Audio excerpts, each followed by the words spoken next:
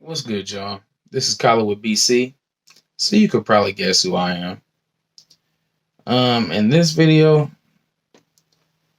this is a recommendation from a viewer. Uh, Name was Code Master. Left a comment asking me to react to this. I don't know how I feel about it. Because, first of all, it's called Four True Creepy Thunderstorm Horror Stories. It says that they're true. Hopefully, they don't, tell the stories in a slow manner. But, anyways, hopefully, this is interesting. Horror stories, it's about to be Halloween anyway. So, we might as well, right? Subscribe to the channel. Let's get into it. Horror Nights presents Four True Creepy Thunderstorm Horror Stories. Number 4. The Tampa Storm Slayer. On April 6, 1982, the police in Tampa, Florida, were called to the house of the Rose family because no one had heard from them for 2 days. When the police went to the house, they found signs of a break-in, and when they went into the living room, they found the bodies of Alice Rose and her 2 sons, George, 12, and Miles, 10. They all had been shot once in the head at point-blank range. Alice was tied to a chair in the living room, and her boys were on the floor in front of her. The neighbors were interviewed, and they said that they might have heard gunshots, but there— Hold on. She was tied to the chair, and the boys were in front of her. It'd be really fucked up if the person killed the 2 boys in front of the mom and then took her out. That'd be messed up.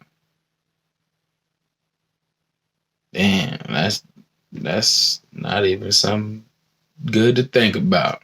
There was a thunderstorm at the time of the murders.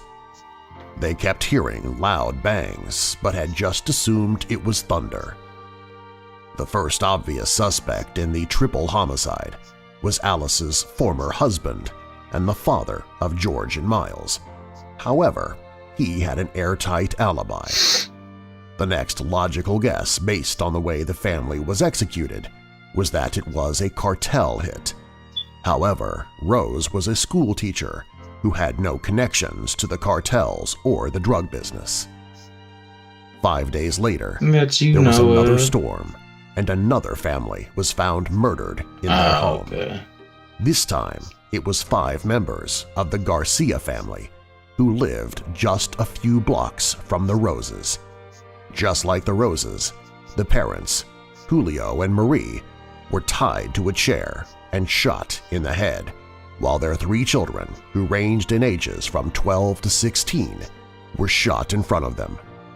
The police looked for a connection to the Rose family, besides living in the next neighborhood, but none could be found. Then, on April 18, there was another thunderstorm and another set of murders. The Jacksons, family of 3, were found gunned down in their home. This time, it happened in the middle of the day, less than 5 miles from the other 2 murders. After the 3rd murder, the citizens of Tampa were in a panic. The pattern of the killer was clear.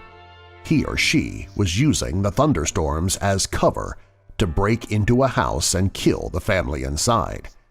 What made this such a problem is that Tampa gets more thunderstorms than any other American city. Usually, they have more than 80 every year. Damn. During the next storm, which happened the night after the Jackson murder, I like the rain, police set up checkpoints on the roads, despite the danger of being outside during a thunderstorm.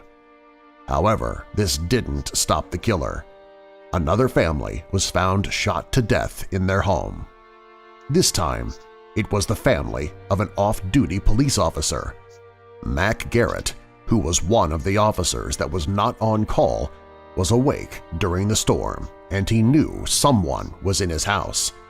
He managed to fire a shot at the intruder, but he missed, and this proved to be tragic. The intruder returned fire and shot Garrett once in the head, and then he or she rounded up Garrett's wife and daughter for their usual ritual. After that, the murders stopped as suddenly as they had started.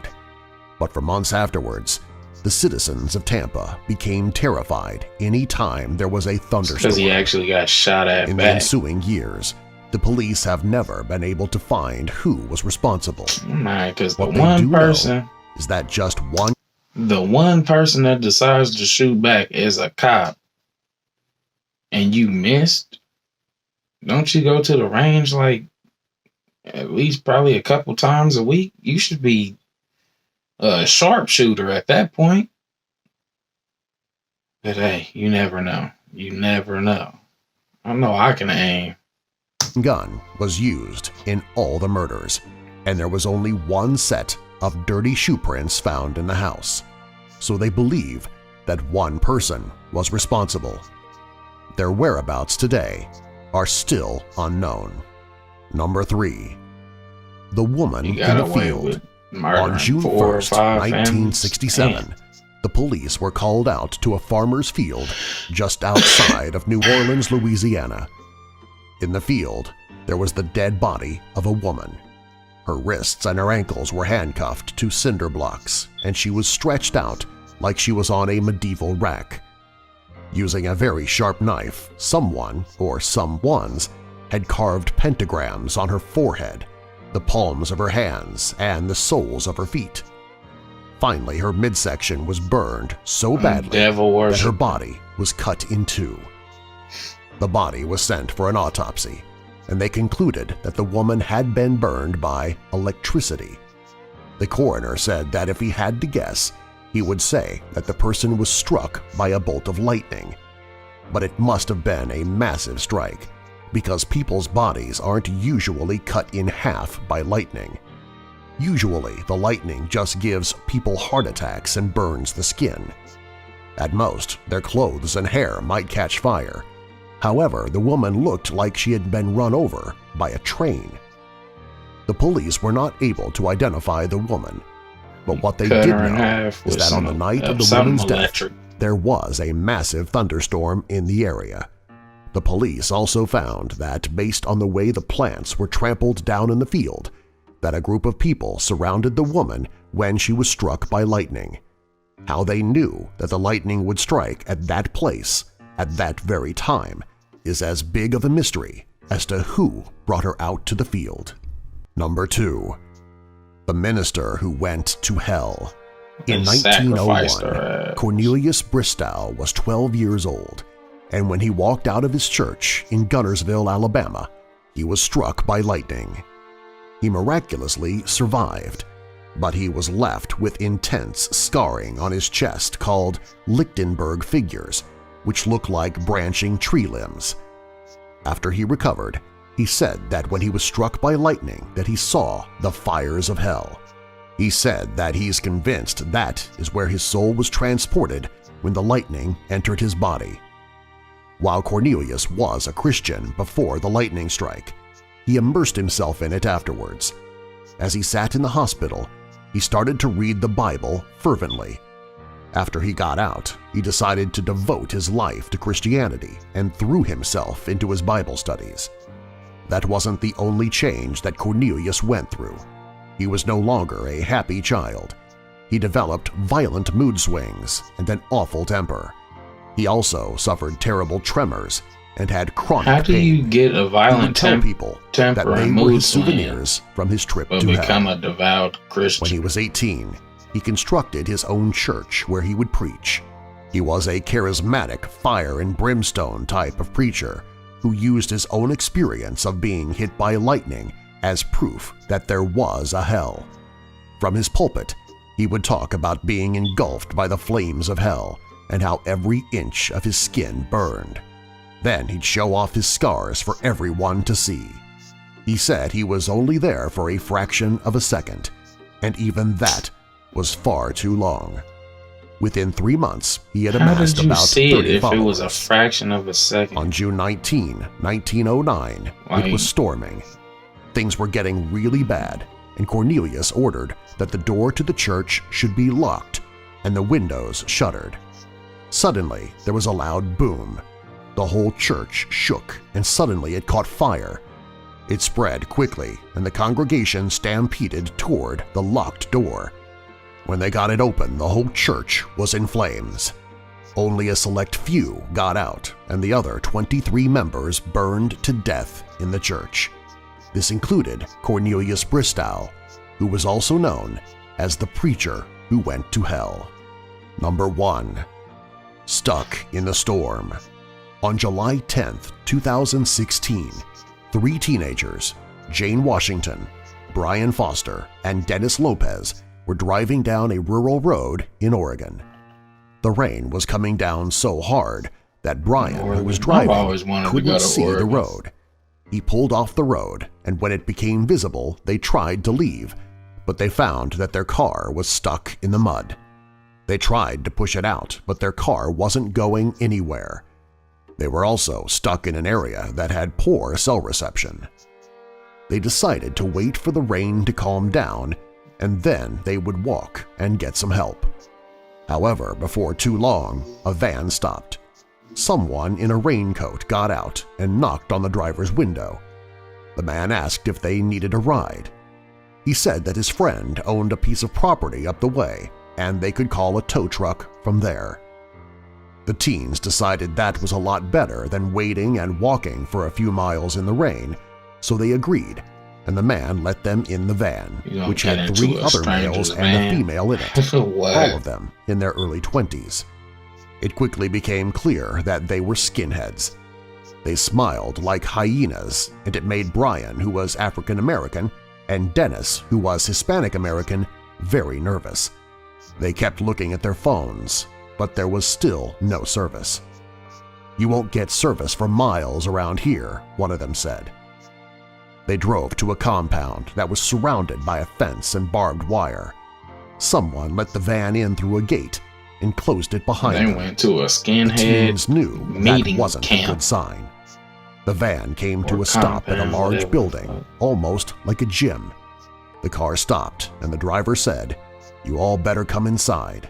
His tone inferred, "or else." They went inside, and the place contained about 20 skinheads. They all booed when the teens walked in, and over the booing, the teens heard the door close behind them. "Settle down, settle down," a man in his 40s and covered in tattoos said. "You should be happy. We've got some entertainment for y'all tonight. We want to try something different. Get the girl and take her over to the wall." Jane screamed, and Brian and Dennis tried to plead with the leader, but he waved them off. "The best I can do is give y'all a chance to win your freedom. Now, which one of you are a better shot?" He then went on a racist and vile rant about African Americans and Hispanic Americans. Brian finally spoke up and said, "I'm a better shot." Well, someone wants to get this show on the road," the leader said. "Boys, grab Dennis." Of course he didn't say Dennis, he used a racial slur. 2 of the skinheads got him down on his knees, and another one pointed a rifle at his head. "All right, here's what is going to happen. We're going to put an apple on that girl's head. You're going to stand about 20 yards away. Your gun has 1 bullet, and if you hit the apple, we'll call y'all tow truck and you'll be on your way." The group of neo-Nazis booed again. But if you miss, well, let's just say you don't want to miss. That's when the group cheered. An apple was put on Jane's head, and she stood crying about 20 yards from Brian. He was given a handgun, and he aimed it at the apple on Jane's head. The leader said, "You got 10 seconds to put a bullet through that apple before we put a bullet through the back of this guy's head and it comes out of his socket." He then started to count down from 10. When he got to 6, Brian took a deep breath, swung around, aimed it at the man counting, and pulled the trigger. The leader got hit above the right eye. It was a small hole and blood poured out. This led to pandemonium, and Jane managed to run out of the building. Brian and Dennis were not as lucky. They were pounced on and punched and kicked. Jane got out to the fence and climbed over it, cutting her skin on the barbed wire. She ran through the storm to the road, but then it became muddy. She became stuck and she could hear dogs barking. She looked back and saw 2 Rottweilers running towards her. She kept trying to move her legs, but she was going too slow. Then she saw some headlights coming down the road. She kept moving her legs and she finally made it onto the road. She waved her arms frantically and ran towards the headlights. It was a man driving a pickup truck.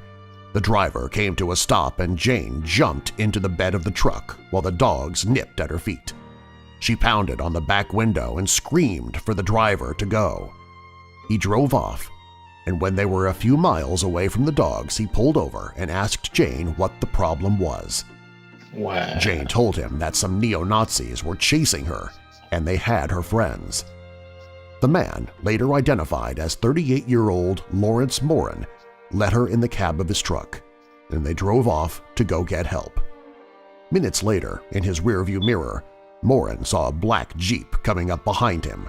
That's when Jane saw she had a bar on her phone, so she called 911. In about 10 seconds, she told the dispatcher what highway she was on and that some skinheads had kidnapped her and her friends. Then Morin started swearing because there was a tree down blocking the road. Then there was some shouting and the phone went dead. The police went to the compound, but they couldn't find the 3 teenagers or Morin. They did find traces of blood, but it was tested and it belonged to 44-year-old Benjamin Smith, who had been in and out of prison his whole life and was the leader of the gang of white supremacists. Since Smith couldn't be found either, weird-ass video. I'll give you that. The compound and made several arrests. They got one of the gang members, Paul Murphy, to turn against the rest of the 5 people convicted of the kidnapping of the 3 teenagers and Morin. God. However, since their bodies couldn't be found, no one was charged with their murders. According to the FBI, the gang is still in operation in the same compound. Subscribe for more. To me, it sounds like they got evidence. Like, how do you know that full story if there's not enough evidence to convict the people? Like, that don't make sense to me, but okay. Yeah, Codemaster, I'll give you this. It was an interesting and weird-ass video, but more interesting. The last story got a little bit darker with that neo-Nazi shit. Like, but anyways, subscribe to the channel. Like this video, as you already should have, and comment. How are y'all liking my content? If you got anything else that you want me to react to, if I think that it's something I would want to react to, I'll react to it, post it, and shout out whoever gave me the idea. But until next time, y'all, take it easy.